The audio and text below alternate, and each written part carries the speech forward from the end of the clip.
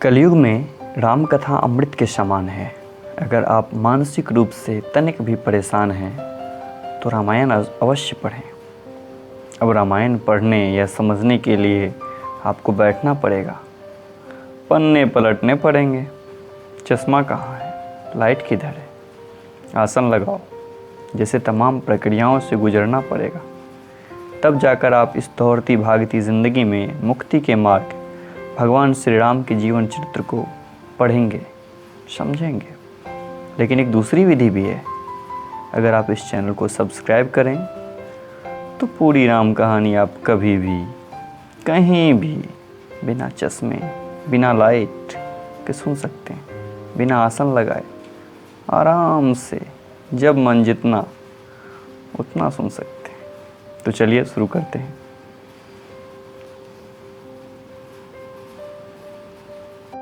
महादेव बाबा विश्वनाथ की जय, माँ पार्वती की जय, सीता रामचंद्र की जय, पवन सुत हनुमान जी की जय। पिछले भाग में आपने सुना कि मंथरा और केकई के बीच के महत्वपूर्ण संवाद, जिसमें यह निश्चित हो जाता है कि माता केकई महाराज दशरथ से अपने 2 वचन मांगेंगे। उस 2 वचन में भरत को राज्य अधिकार या राज्य शासन का अधिकार और दूसरा श्री रामचंद्र को 14 वर्ष का वनवास। अब आगे, राजा का मनोरथ सुंदर वन है, सुंदर सुख सुंदर पक्षियों का समुदाय है। उस पर भीलनी की तरह केकई अपना वचन रूपी भयंकर बात छोड़ना चाहती है। वह बोली, हे प्राण प्यारे सुनिए, मेरे मन को भाने वाला एक वर तो दीजिए, भरत को राज तिलक, और हे नाथ, दूसरा वर भी मैं हाथ जोड़कर मांगती हूँ, मेरा मनोरथ पूरा कीजिए। तपस्वियों के वेश में विशेष उदासीन भाव से राम 14 वर्ष तक वन में निवास करें। केकई के कोमल वचन सुनकर राजा के हृदय में ऐसा शोक हुआ जैसे चंद्रमा की किरणों के स्पर्श चकवा विकल हो जाता है। स्पर्श से चकवा विकल हो जाता है। राजा सहम गए। उनसे कुछ कहते तो ना बना, मानो बाज वन में बटेर पर झपटा हो। राजा का रंग बिल्कुल उड़ गया, मानो तार के पेड़ को बिजली ने मारा है। माथे पर हाथ रखकर दोनों नेत्र बंद करके राजा ऐसे सोच करने लगे मानो साक्षात सोच ही शरीर धारण कर सोच रहा हो। वे सोचते हैं कि हाय, मेरी मनोरथ रूपी कल्प वृक्ष फूल चुका था, परंतु फलते समय केकई ने हाथिनी की तरह उस पर जड़ समेत उखाड़ कर नष्ट कर डाला। केकई ने अयोध्या को उजाड़ कर दिया और विपत्ति की अचल नींव डाल दी। किस अवसर पर क्या हो गया, स्त्री का विश्वास करके मैं वैसे ही मारा गया जैसे योगी की सिद्धि रूपी फल मिलने के समय योगी को अविद्या नष्ट कर देती है। इस प्रकार राजा मन ही मन झींक रहे हैं। राजा को ऐसा बुरा हाल देखकर दुर्बुद्धि केकई मन में बुरी तरह से क्रोधित हुई और बोली, क्या भरत आपके पुत्र नहीं हैं? क्या मुझे आप दाम देकर खरीद लाए हैं? क्या मैं आपकी विवाहित पत्नी नहीं हूँ?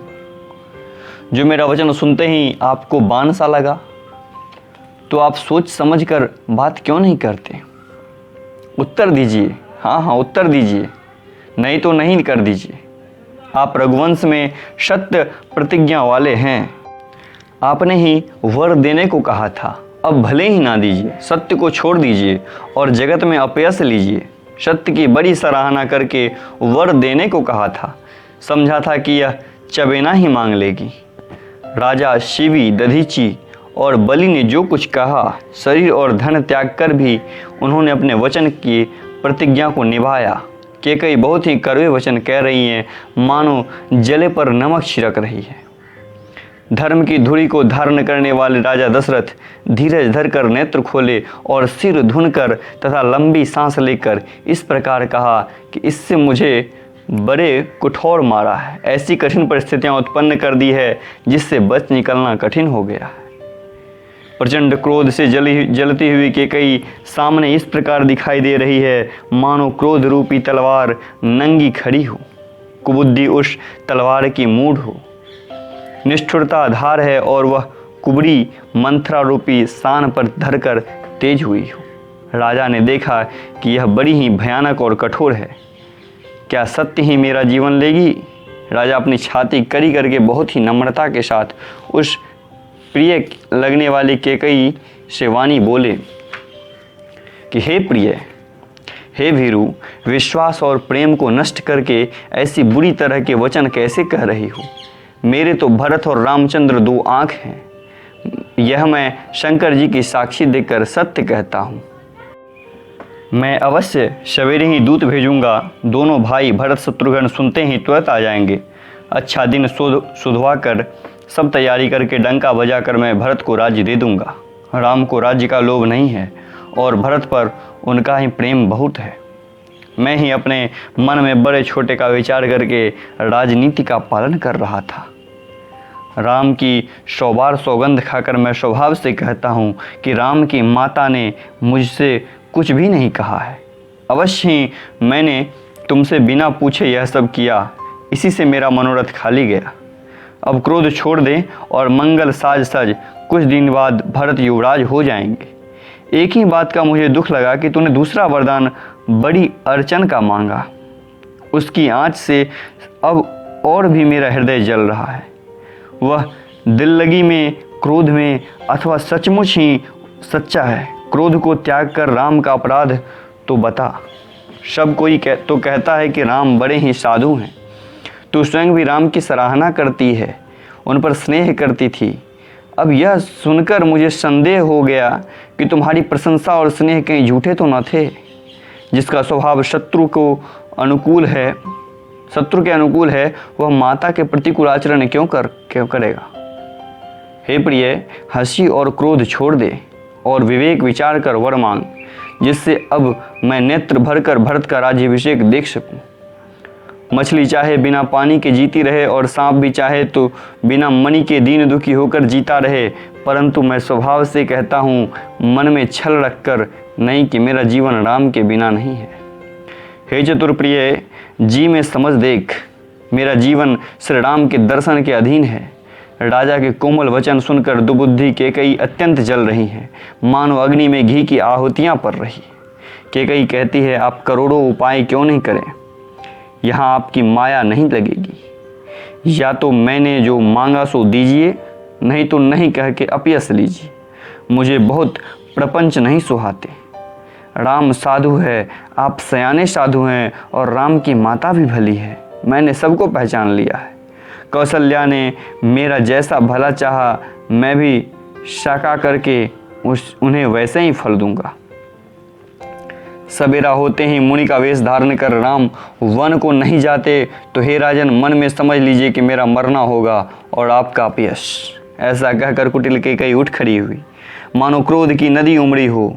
वह नदी पाप रूपी पहाड़ से प्रकट हुई है और क्रोध रूपी जल से भरी है, देखी नहीं जा रही।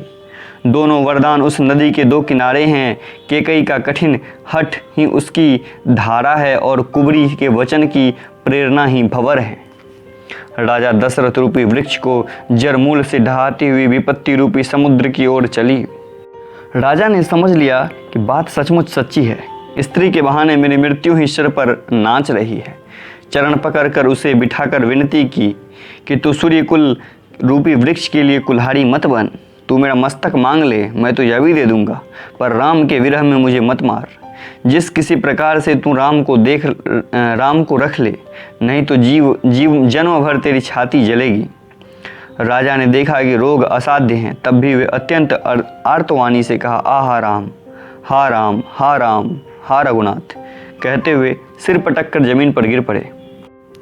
राजा व्याकुल हो गए, उनका शरीर स्थिर पड़ गया, मानो हथनी ने कल्प वृक्ष को उखाड़ फेंका हो, कंठ सूख गया हो।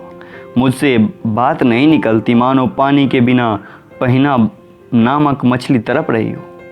कैकेयी फिर और कड़वे कठोर वचन बोली, मानो घाव में जहर भर रही हो। कहती है कि जो अंत में ऐसा ही करना था तो आपने मांग मांग किस बाल पर कहा था।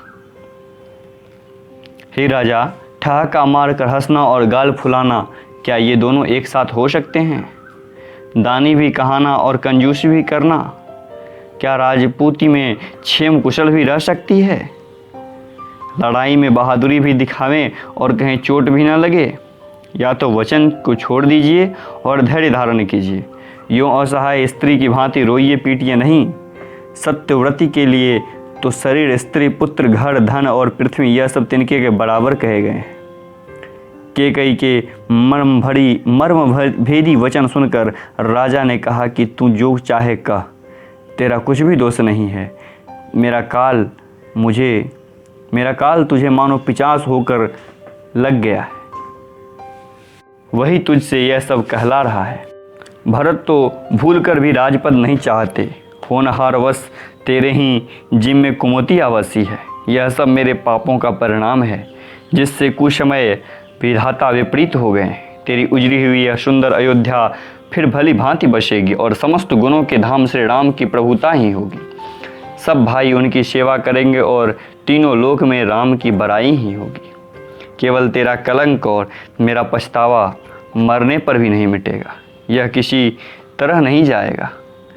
अब तुझे जो अच्छा लगे वही कर। मुँह छिपाकर मेरी आँखों की ओट जा बैठ, अर्थात मेरे सामने से हट जा, मुझे मुंह ना दिखा। मैं हाथ जोड़कर कहता हूँ कि जब तक मैं जीता हूँ तब तक कुछ ना कहना, अर्थात मुझसे ना बोलना। मेरी अभागिनी, फिर तू अंत में पछताएगी जो तू नहारू के लिए गाय को मार रही है। राजा करोड़ों प्रकार से समझाकर कि तू क्यों सर्वनाश कर रही है पृथ्वी पर गिर पड़े, पर कपट करने में चतुर कैकेयी कुछ बोलती नहीं, मानो मसान जगा रही हो। राजा राम राम रट रहे हैं और ऐसे व्याकुल हैं जैसे कोई पक्षी पंख के बिना बेहाल हो। वे अपने हृदय में मानते हैं कि सवेरा ना हो और कोई जाकर श्री रामचंद्र से यह बात ना कहे, हे रघुकुल के गुरु श्री भगवान, आप अपना उदय ना करें। अयोध्या को बेहाल देखकर आपके हृदय में पीड़ा होगी। राजा की प्रीति और कैकेयी की निष्ठुरता दोनों को ब्रह्मा ने सीमा तक रचकर बनाया है। विलाप करते करते राजा को सवेरा हो गया। राजद्वार वाणी, बांसुरी और शंख की ध्वनि होने लगी। भाट लोग विरुदावली पढ़ रहे हैं और गवैये गुणों का गान कर रहे हैं।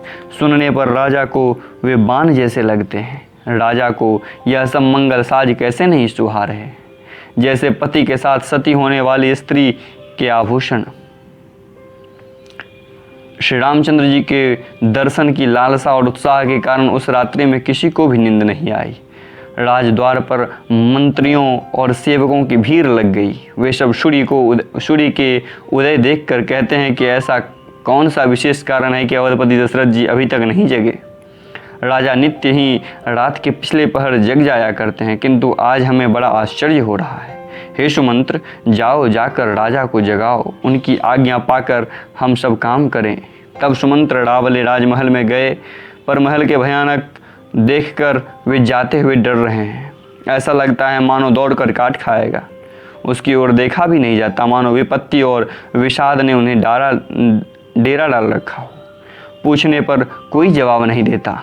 वे उस महल में गए जहाँ राजा और कैकेयी थे। जय जीव कहकर सिर नवाकर वंदना करके बैठे और राजा की दशा देखकर वे सूख ही गए। देखा कि राजा सोच से व्याकुल है, चेहरे का रंग उड़ गया है, जमीन पर ऐसे पड़े हैं मानो कमल जड़ को छोड़कर मुरझाया पड़ा हो। मंत्री मारे डर के कुछ पूछ नहीं सकते। तब अशुभ से भरी हुई और शुभ से विहीन कैकेयी बोली कि राजा को रात भर नींद नहीं आई है, इसका कारण जगदीश्वर ही जाने। इन्होंने राम राम रट कर सवेरा कर दिया, परंतु उसका भेद राजा कुछ भी नहीं बतलाते। तुम जल्दी राम को बुला लाओ, अब जाकर समाचार पूछना। राजा का रुख जानकर सुमंत्र जी चले। समझ गए कि रानी ने कुछ कुचाल की है। सुमंत्र सोच से व्याकुल हैं, रास्ते पर पैर नहीं पड़ता। सोचते हैं राम जी को बुलाकर राजा क्या कहेंगे। किसी तरह हृदय में धीरज धरकर वे द्वार पर गए। सब लोग उनके मन मारे देखकर पूछने लगे। सब लोगों का समाधान करके सुमंत्र वहां गए जहां सूर्यकुल के तिलक श्री रामचंद्र जी थे। श्री रामचंद्र जी ने सुमंत्र को आते देखा तो पिता के समान समझकर उनका आदर किया। श्री रामचंद्र जी मुख को देखकर और राजा की आज्ञा सुनकर श्री रघुकुल के दीपक श्री रामचंद्र जी को लेवा चले। श्री रामचंद्र जी मंत्री के साथ बुरी तरह से जा रहे हैं, बिना किसी लवाज में के। यह देखकर लोग जहाँ तहाँ विषाद कर रहे हैं। रघुवंश मणि श्री रामचंद्र जी ने जाकर देखा कि राजा अत्यंत बुरी हालत में पड़े हैं, मानो सिंहनी को देखकर कोई बूढ़ा गजराज सहम कर गिर पड़ा हो। राजा के ओठ सूख रहे हैं और सारा शरीर जल रहा है, मानो मणि के बिना सांप दुखी हो रहा है। पास में क्रोध से भरी कैकेयी को देखा, मानो मृत्यु ही बैठी है, घड़ियां गिन रही हैं। श्री रामचंद्र जी का स्वभाव कोमल और करुणामय है।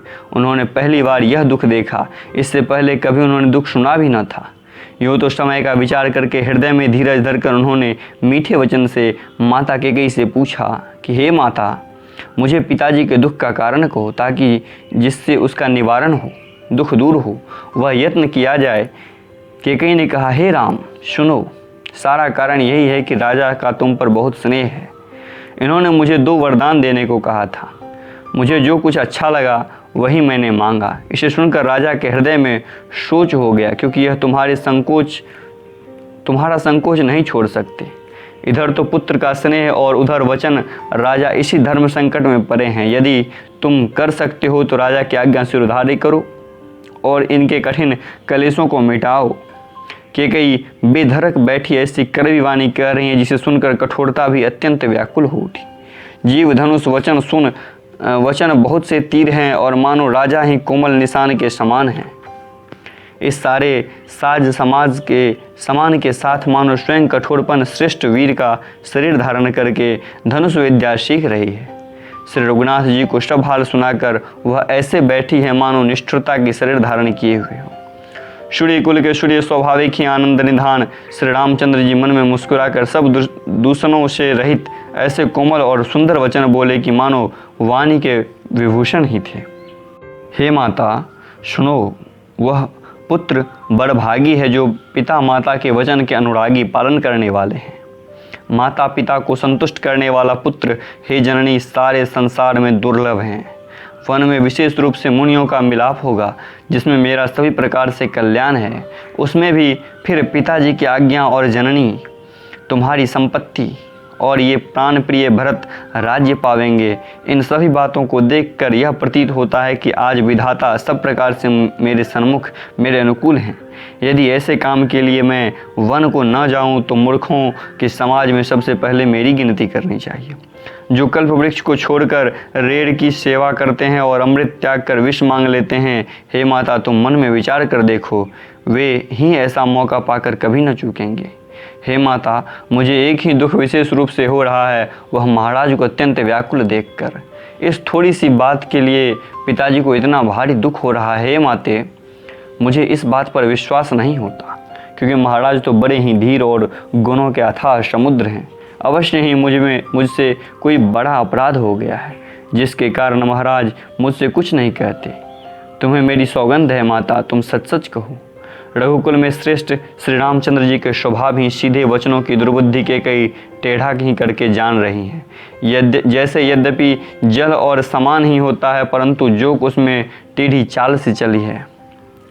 रानी कैकेयी श्री रामचंद्र जी का रुख पाकर हर्षित हो गई और कपटपूर्ण स्नेह दिखाकर बोली, तुम्हारी शपथ और भरत की सौगंध है, मुझे राजा के दुख का दूसरा कुछ भी कारण विदित नहीं है। हे तात, तुम अपराध के योग्य नहीं हो। तुमसे माता पिता का अपराध बन पड़े तो संभव नहीं। तुम तो माता पिता और भाइयों को सुख देने वाले हो। हे राम, तुम जो कुछ कह रहे हो सब सत्य है। तुम पिता माता के वचनों में तत्पर हो। मैं तुम्हारी बलिहारी जाती हूँ।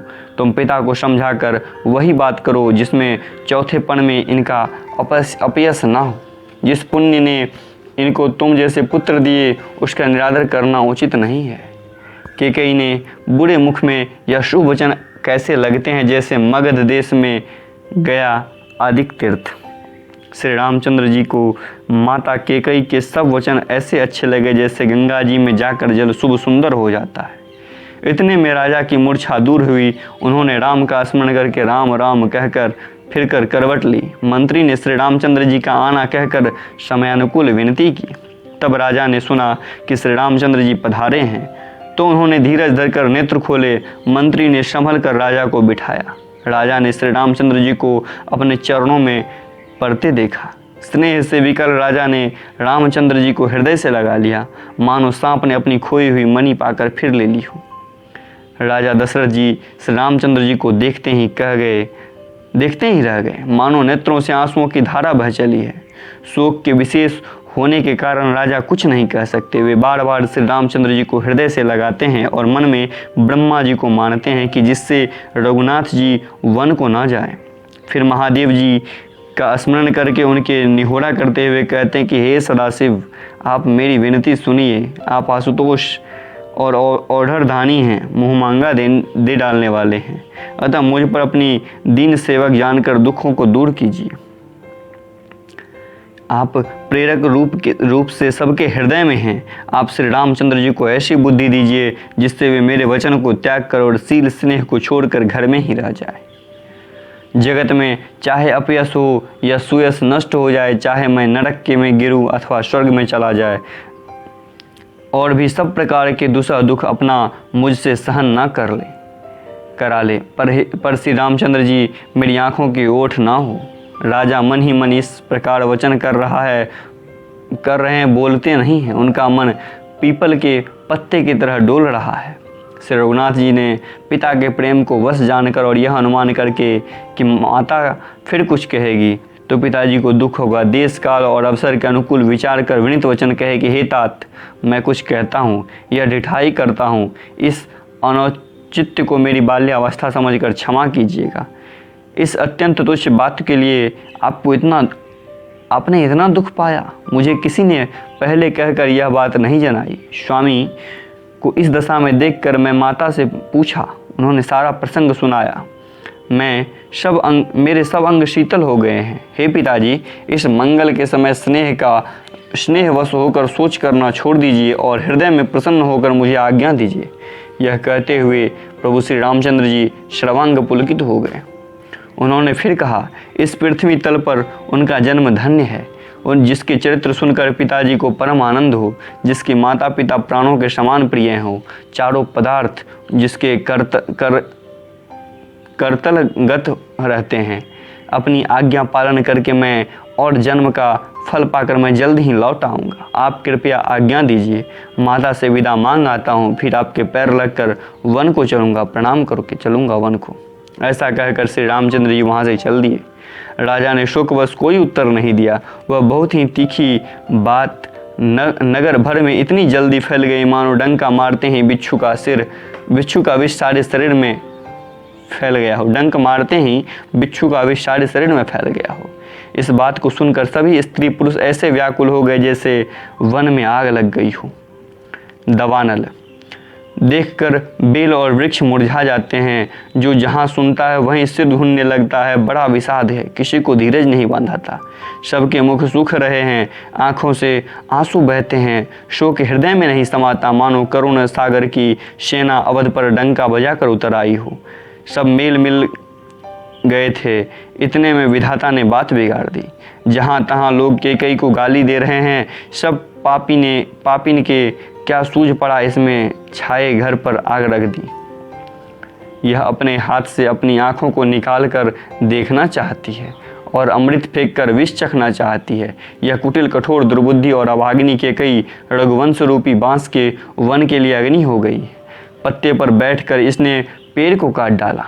सुख में शोक का ठाट ठट कर रख दिया। श्री रामचंद्र जी इसे सदा प्राणों के समान प्रिय थे, फिर भी न जाने किस कारण इसने यह कुटिलता ठानी।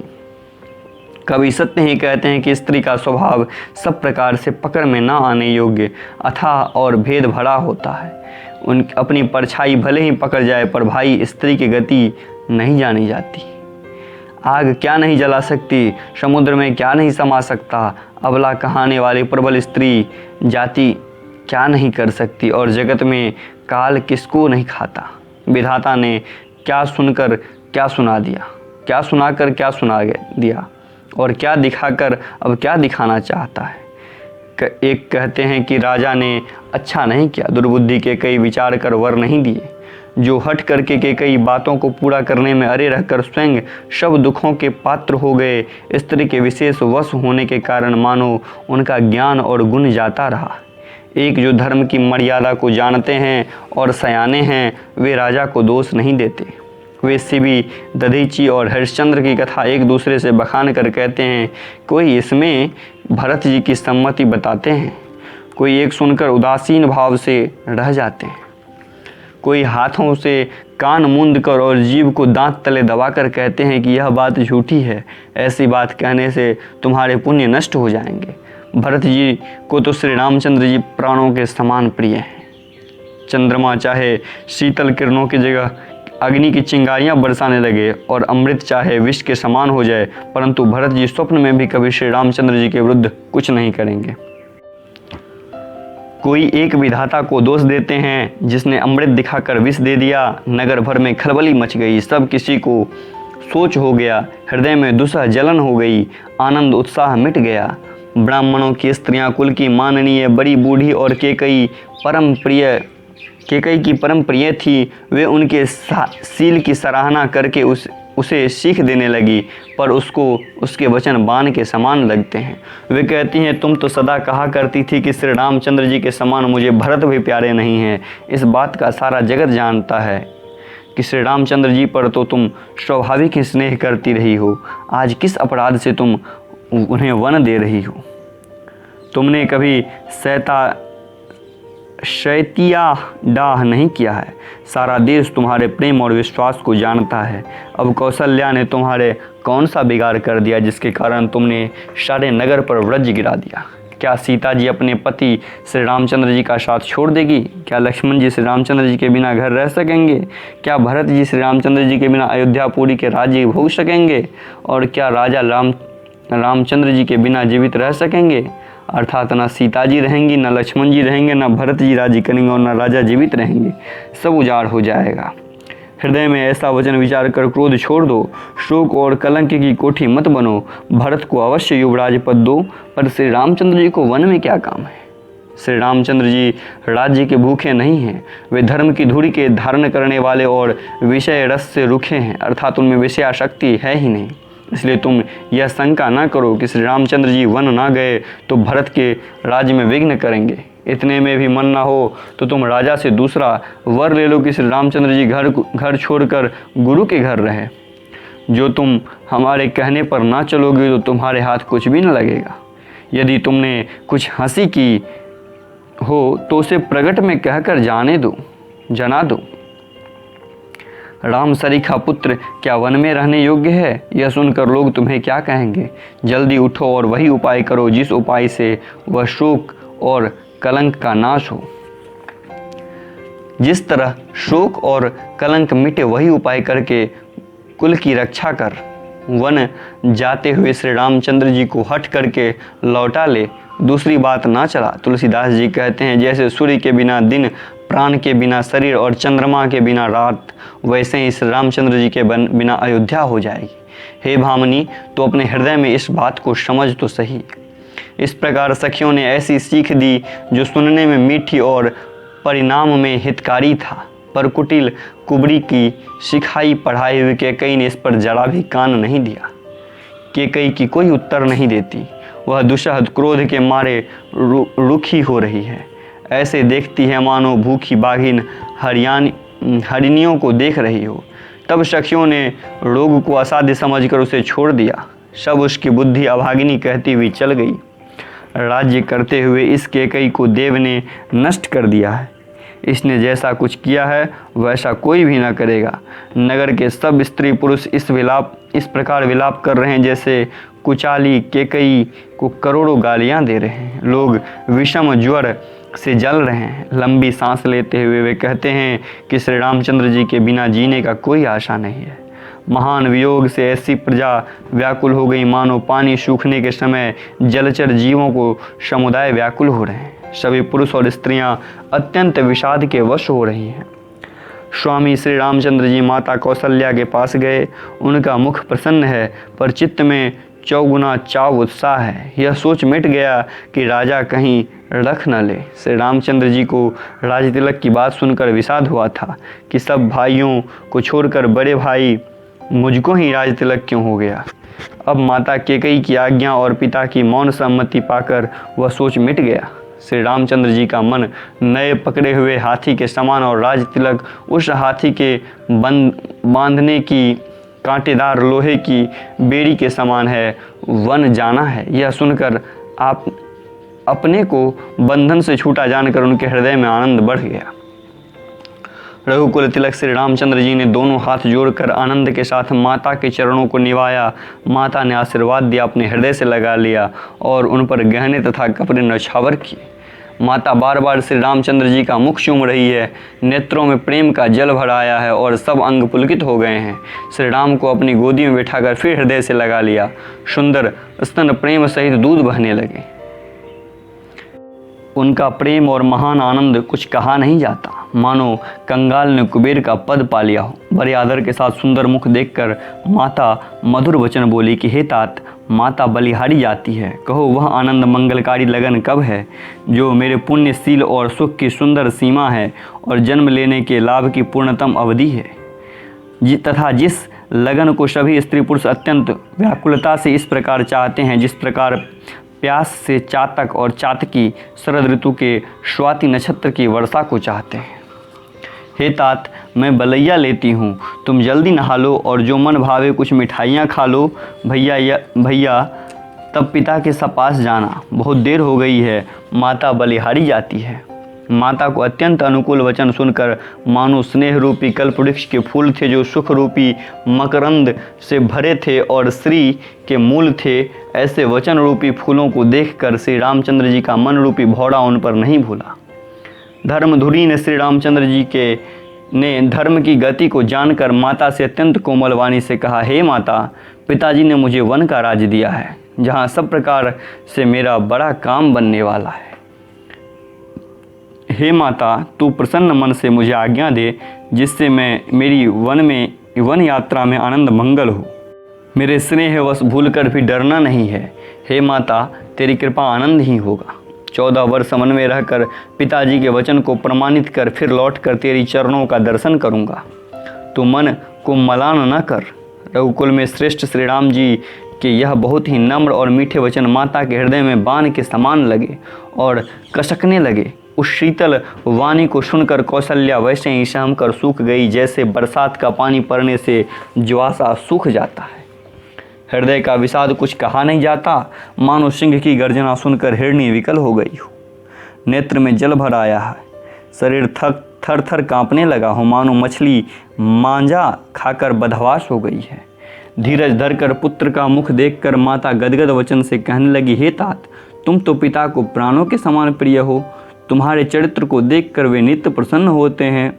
राज देने के लिए उन्होंने ही शुभ दिन शोधवाया था, फिर अब किस अपराध में वन जाने को कहा है। हे तात, मुझे इसका कारण सुनाओ। सूर्य वंश को जलाने के लिए अग्नि कौन हो गया? तब श्री रामचंद्र जी का रुख देखकर मंत्री के पुत्र ने सब कारण समझाया और कहा। उस प्रसंग को सुनकर वो गूंगी जैसी चुप रह गई। उनकी दशा का वर्णन नहीं किया जा सकता। न रख ही सकती थी, न यह कह सकती थी कि वन चले जाओ। दोनों प्रकार से हृदय में बड़ा भारी संताप हो रहा है। मन में सोचती है कि देखो, विधाता की चाल सदा सबके लिए टेढ़ी होती है। लिखने लगे चंद्रमा और लिखा गया राहु। धर्म और स्नेह दोनों ने कौशल्या जी के बुद्धि को घेर लिया। उनकी दशा सांप छुछुंदर जैसी हो गई। वे सोचने लगी, यदि मैं अनुरोध करके पुत्र को रख लेती हूँ तो धर्म जाता है और भाइयों में विरोध होता है, और यदि वन जाने के लिए कहती हूँ तो बड़ी हानि होती है। इस प्रकार के धर्म संकट में पड़कर रानी विशेष रूप से सोच के वश हो गई। फिर बुद्धिमती कौशल्या जी स्त्री धर्म को समझकर और राम तथा भरत दोनों पुत्रों को समान जानकर सरल स्वभाव वाली श्री रामचंद्र जी की माता बड़ी धीरज धरकर वचन बोली कि हे तात, मैं बलिहारी जाती हूँ, तुमने अच्छा किया। पिता की आज्ञा का पालन करना ही सब धर्मों का शिरोमणि धर्म है। राज्य देने को कहकर वन दे दिया, उसका मुझे लेस मात्र भी दुख नहीं है। दुख तो इस बात का है कि तुम्हारे बिना भरत को, महाराज को और प्रजा को बड़ा भारी क्लेश होगा। हे तात, यदि केवल पिताजी की ही आज्ञा हो तो माता को बड़ी जानकर वन में मत जाओ, किंतु यदि माता पिता दोनों ने वन जाने को कहा है तो वन तुम्हारे लिए सैकड़ों अयोध्या के समान है। वन के देवता तुम्हारे पिता होंगे और वन देवियाँ माता होंगी। वहाँ के पशु पक्षी तुम्हारे चरण कमलों के सेवक होंगे। राजा के लिए अंत में तो वनवास करना ही उचित है। केवल तुम्हारी अवस्था देखकर हृदय में दुख होता है। हे रघुवंश के तिलक, वन बड़ा भाग्यवान है और वह अवध अभागी है जिसे तुमने त्याग दिया। हे पुत्र, यदि मैं कहूँ कि मुझे भी साथ ले चलो तो तुम्हारे हृदय में संदेह होगा कि माता इसी बहाने मुझे रोकना चाहती है। हे पुत्र, तुम सभी के परम प्रिय हो, प्राणों के प्राण और हृदय के जीवन हो। वही तुम कहते हो कि माता मैं वन को जाऊं और मैं तुम्हारे वचनों को सुनकर बैठी पछताती रहती हूँ। यह सोचकर झूठा स्नेह बढ़ाकर मैं हठ नहीं करती। बेटा मैं बलैया लेती हूँ, माता का नाता मानकर मेरी सुध भूल न जाना। हे गोसाई, सब देव और पितर तुम्हारी वैसी ही रक्षा करे जैसे पल के आँखों की रक्षा करती है। पल के आँखों की रक्षा करती है। तुम्हारे वनवास की अवधि जल है, 14 वर्ष। प्रियजन और कुटुंबी मछली हैं। तुम दया की खान और धर्म की धुरी धारण करने वाले हो। ऐसा विचार कर वही उपाय करना जिसमें सबके जीते जी तुम आ मिलो। मैं बलिहारी जाती हूँ। तुम सेवकों को, परिवार वालों और नगर भर को अनाथ करके सुखपूर्वक वन को जाओ। आज सबके पुण्यों का फल पूरा हो गया है। कठिन काल हमारे विपरीत हो गया है। बहुत विलाप करके और अपने को परम अभागिनी जानकर माता रामचंद्र जी के चरणों में लिपट गई। हृदय में भयानक दुस्सह संताप छा गया। उस समय के बहुविध विलाप का वर्णन नहीं किया जा सकता। श्री रामचंद्र जी ने माता को उठाकर हृदय से लगा लिया और फिर कोमल वचन कहकर उन्हें समझाया। उसी समय यह समाचार सुनकर सीता जी अकुला उठी और सास के पास जाकर उनके दोनों चरणों की वंदना कर सिर नीचा करके बैठ गई। सास ने कोमल वाणी से आशीर्वाद दिया। वे सीता जी के अत्यंत सुकुमारी देखकर व्याकुल हो उठी। रूप की राशि और पति के साथ पवित्र प्रेम करने वाली सीता जी नीचा मुख किए बैठी सोच रही है। जीवनाथ प्राणनाथ वन को चलना चाहते हैं। देखे किस पुण्य से उनका साथ होगा। शरीर और प्राण दोनों साथ जाएंगे या केवल प्राण ही से उनका साथ रहेगा। विधाता की करनी कुछ जानी नहीं जाती। सीता जी अपने सुंदर चरणों के नख से धरती को कुरेद रही है। ऐसा करते हुए समय नुपुर को जो मधुर शब्द हो रहा है, कवि उसका इस प्रकार वर्णन करते हैं कि मानो प्रेम के वश होकर नुपुर यह कह विनती कर रही हैं कि सीता जी के चरण कभी हमारा त्याग ना करें। सीता जी सुंदर नेत्रों से जल बहा रही हैं। उनकी यह दशा देखकर श्री रामचंद्र जी माता कौशल्या जी से बोली, हे तात सुनो, सीता अत्यंत ही सुकुमारी है तथा सास ससुर और कुटुंबी सभी को प्यारी है। इनके पिता जनक जी राजाओं के शिरोमणि हैं।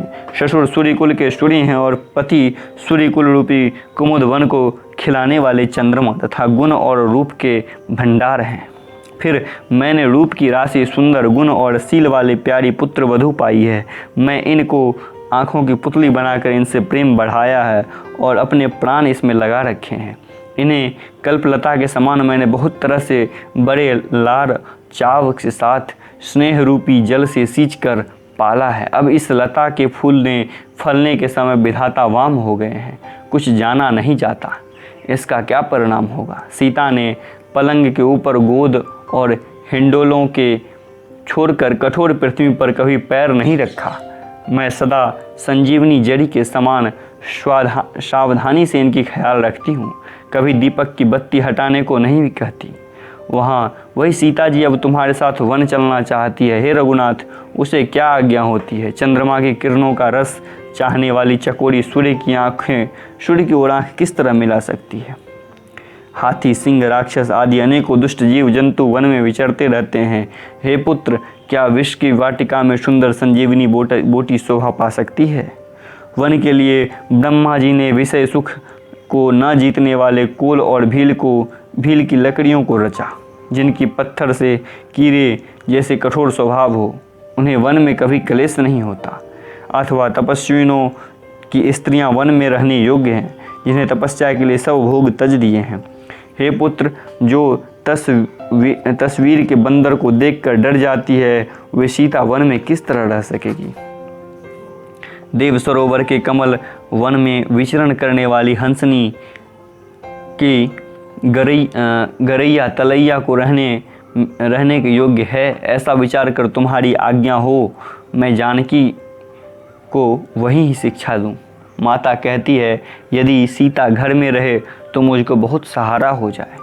श्री रामचंद्र जी की ने माता की प्रिय वाणी सुनकर जो मानो सील और स्नेह रूपी अमृत से सनी हुई थी, विवेकमय प्रिय वचन कहकर माता को संतुष्ट किया। फिर वन के गुण दोष प्रकट करके वे जानकी को समझाने लगे। अगला मास परायण आ गया है। आज के लिए बस इतना ही। महादेव बाबा विश्वनाथ की जय, माँ पार्वती की जय, सीता रामचंद्र की जय, पवन सुत हनुमान जी की जय। महादेव। अगर अच्छा लगा हो तो शेयर कीजिए। जय श्री राम।